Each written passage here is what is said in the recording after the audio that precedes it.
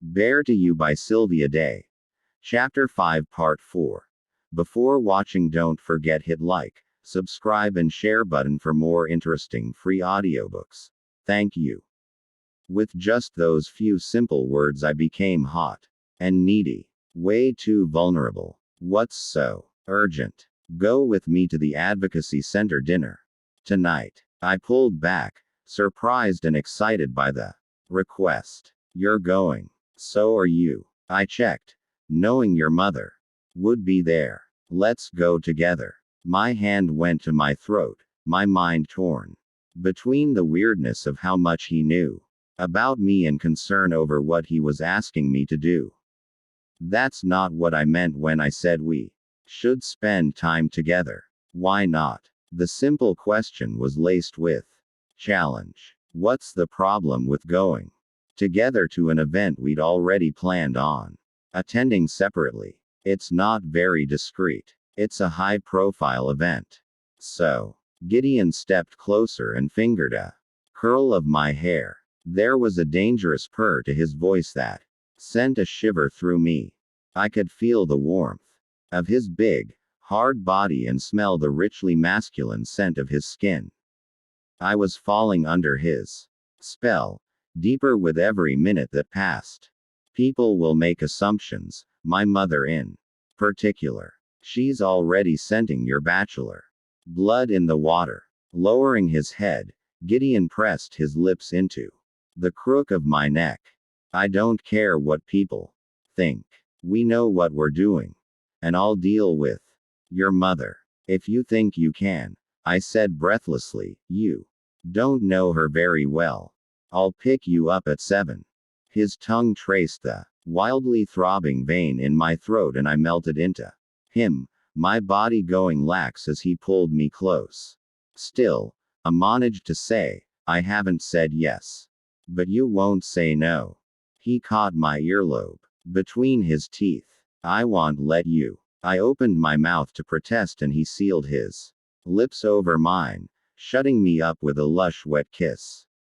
His tongue did that slow, savoring licking that made me long to feel him doing the same. Between my legs, my hands went to his hair, sliding through it, tugging. When he wrapped his arms around me, I arched, curving into his hands. Just as he had in his office, he had me on my back on the couch before I realized he was moving me, his mouth swallowing my surprised gasp. The robe gave way to his dexterous fingers. Then he was cupping my breasts, kneading them with soft, rhythmic squeezes. Gideon, shish. He sucked on my lower lip, his fingers rolling and tugging my tender nipples. It was driving me crazy knowing you were naked beneath your robe. You came over without. Oh, God. His mouth surrounded the tip of my breast, the wash of heat bringing a mist of perspiration to my skin. My gaze darted frantically to the clock on the cable box. Gideon. No. His head lifted and he looked at me with stormy blue eyes. It's insane. I know. I don't.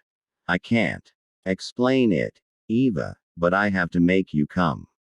I've been thinking about it constantly for days now. One of his hands pushed between my legs. They fell open shamelessly, my body so aroused I was flushed and almost feverish. His other hand continued to plump my breasts, making them heavy and unbearably sensitive. You're wet for me, he murmured, his gaze sliding down my body to where he was parting me with his fingers. You're beautiful here, too. Plush and pink. So soft. You didn't wax today, did you? I shook my head. Thank God. I don't think I would have made it 10 minutes without touching you, let alone 10 hours. He slid one finger carefully into me. My eyes closed against the unbearable vulnerability of being spread out naked and fingered by a man whose familiarity with the rules of Brazilian waxing betrayed an intimate knowledge of women. A man who was still fully clothed and kneeling on the floor beside me. You're so snug. Gideon pulled out and thrust gently back into me. My back bowed as I clenched eagerly around him. And so greedy. How long has it been since the last time you were fucked? I swallowed hard. I've been busy. My thesis. Job hunting. Moving. A while, then. He pulled out and pushed back into me with 2 fingers.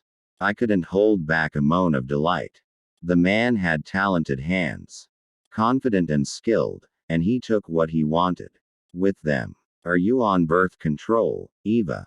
Yes. My hands gripped the edges of the cushions. Of course. I'll prove I'm clean and you'll do the same, then. You're going to let me come in you. Jesus. Gideon. I was panting for him, my hips circling shamelessly onto his thrusting fingers. I felt like I'd spontaneously combust if he didn't get me off. I'd never been so turned on in my life. I was near mindless with the need for an orgasm. If Carrie walked in right then and found me writhing in our living room while Gideon finger fucked me, I didn't think I'd care.